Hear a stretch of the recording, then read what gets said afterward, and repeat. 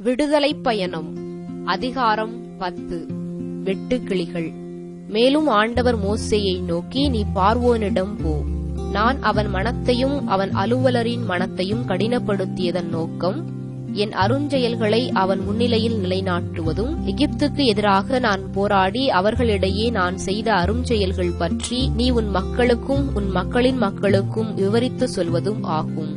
இதன் மூலம் நானே ஆண்டவர் என்று நீங்கள் அறிந்து கொள்வீர்கள் என்றார். மோசேயும் ஆரோனும் பார்வோனிடம் சென்று அவனை நோக்கி, எபிரேயரின் கடவுளான ஆண்டவர் இவ்வாறு கூறுகிறார், எவ்வளவு காலம் நீ எனக்கு பணிய மறுப்பாய்? எனக்கு வழிபாடு செய்யும்படி என் மக்களை போகவிடு. ஏனெனில் நீ என் மக்களை அனுப்பிவிட மறுத்தால் நாளைய தினமே உன் எல்லைகளுக்குள் வெட்டுக்கிளிகள் வரச் செய்வேன். யாருமே தரையை பார்க்க முடியாத அளவுக்கு அவை நாட்டை நிரப்பிவிடும்.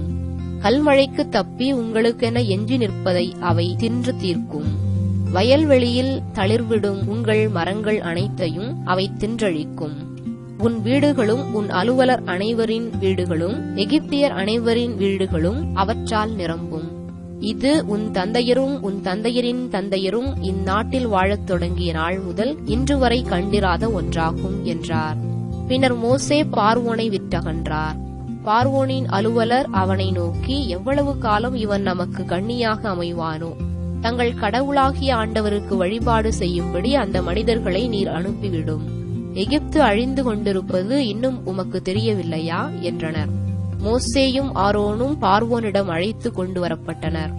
அவன் அவர்களை நோக்கி, போங்கள், உங்கள் கடவுளாகிய ஆண்டவருக்கு வழிபாடு செய்யுங்கள். ஆனால் போக வேண்டியவர் யார் என்று கேட்டான். அதற்கு மோசே, எங்களிடையேயுள்ள இளைஞரோடும் முதியவரோடும் நாங்கள் போவோம். எங்கள் புதல்வரோடும் புதல்வியரோடும் எங்கள் ஆட்டு மந்தையோடும் எங்கள் மாட்டு மந்தையோடும் நாங்கள் போவோம். ஏனெனில் இது எங்களுக்கு ஆண்டவரின் திருவிழா ஆகும் என்றார். பார்வோன் அவர்களை நோக்கி, உங்களை உங்கள் குழந்தைகளோடு நான் அனுப்பி வைத்தால் ஆண்டவர்தாம் உங்களை காக்க வேண்டும். பாருங்கள், உங்கள் முன் உள்ளது தீமையே. இதெல்லாம் வேண்டாம். உங்களில் ஆண்கள் மட்டும் போய் ஆண்டவருக்கு வழிபாடு செய்யுங்கள். நீங்கள் விரும்பியதும் இதுவே என்றான். இதன்பின் பார்வோன் அவர்களை தன் முன்னிலையிலிருந்து துரத்திவிட்டான். ஆண்டவர் மோசேயை நோக்கி, கல்மழைக்கு தப்பி நாட்டில் நிற்கும் எல்லா பயிர் பச்சைகளையும் தின்று தீர்க்க எகிப்து நாடெங்கும் வெட்டுக்கிளிகள் வரும்படியாக எகிப்து நாட்டின் மேல் உன் கையை நீட்டு என்றார்.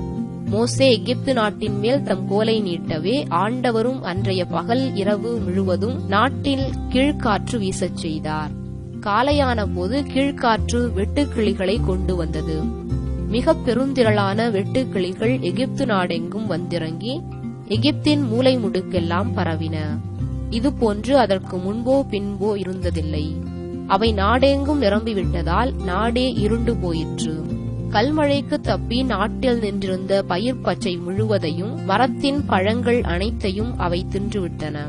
எகிப்து நாடெங்குமே மரங்களிலும் வயல்வெளி பயிர்களிலும் பச்சையாக எதுவுமே விட்டு வைக்கப்படவில்லை.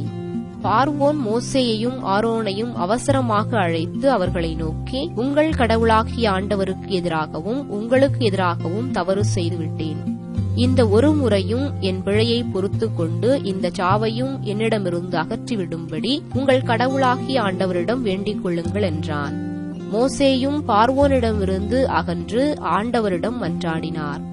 ஆண்டவரும் மிக வலுவான மேல் காற்று வீசச் செய்தார். அது வெட்டுக்கிளிகளை வாரிக்கொண்டு அவற்றை செங்கடலில் வீசி எறிந்தது. வெட்டுக்கிளிகளில் ஒன்றை கூட அது எகிப்தின் எல்லைகளுக்குள் விட்டு வைக்கவில்லை. ஆண்டவர் பார்வோனின் மனம் இறுகி போகச் செய்தார். அவனும் இஸ்ரேல் மக்களை போகவிடவில்லை. காரிருள். மீண்டும் ஆண்டவர் மோசேயிடம், எகிப்து நாட்டின் மேல் இருள் ஏற்படவும் இருளில் அவர்கள் தடுமாறவும் உன் கையை வானோக்கி நீட்டு என்றார். மோசே வானத்தை நோக்கி தம் கையை நீட்டினார். 3 நாள்களாக எகிப்து நாட்டை காரிருள் கவ்வியிருந்தது. 3 நாள்களாக ஒருவரை ஒருவர் பார்க்க முடியவில்லை. தான் அமர்ந்த இடத்திலிருந்து எவனும் எழும்பவும் இல்லை. மாறாக இஸ்ரேல் மக்கள் அனைவருக்கும் அவர்கள் உறைவிடங்களில் வெளிச்சம் இருந்தது. பார்வோன் மோசேயை வரவழைத்து, நீங்கள் போய் ஆண்டவருக்கு வழிபாடு செலுத்துங்கள். உங்கள் ஆட்டு மந்தையையும் மாட்டு மந்தையையும் மட்டும் விட்டுச் செல்லுங்கள். உங்களுடன் உங்கள் குழந்தைகளும் கூட போகலாம் என்று சொன்னான். அதற்கு மோசே, எங்கள் கடவுளாகிய ஆண்டவருக்கு நாங்கள் செலுத்துவதற்கான பலிகளையும் எரிபலிகளையும் எங்கள் கையில் விட்டுவிடும். எங்கள் கால்நடைகள் எங்களோடு வர வேண்டும். ஒன்று கூட இங்கே தங்கலாகாது. எங்கள் கடவுளாகிய ஆண்டவருக்கு வழிபாடு செலுத்த தேவையானதை நாங்கள் அவற்றிலிருந்து எடுத்துக்கொள்வோம். ஆண்டவருக்கு எப்படி வழிபாடு செலுத்துவோம் என்று நாங்கள் அங்கு செல்லும் வரை எங்களுக்கே தெரியாது என்றார். ஆண்டவர் பார்வோனின் மனம் இறுகிப் போகச் செய்ததால் அவன் அவர்களை போக விடவில்லை. பார்வோன் மோசேயை நோக்கி, என்னிடமிருந்து போய்விடு. இனிமேல் நீ என் முகத்தில் விழிக்காதபடி பார்த்துக்கொள். ஏனெனில் என் முகத்தில் விழிக்கும் நாளில் நீ சாவாய் என்றான். அதற்கு மோசே, நீர் கூறியதற்கேற்ப நான் இனிமேல் உன் முகத்தில் விழிக்கப் போவதில்லை என்றார்.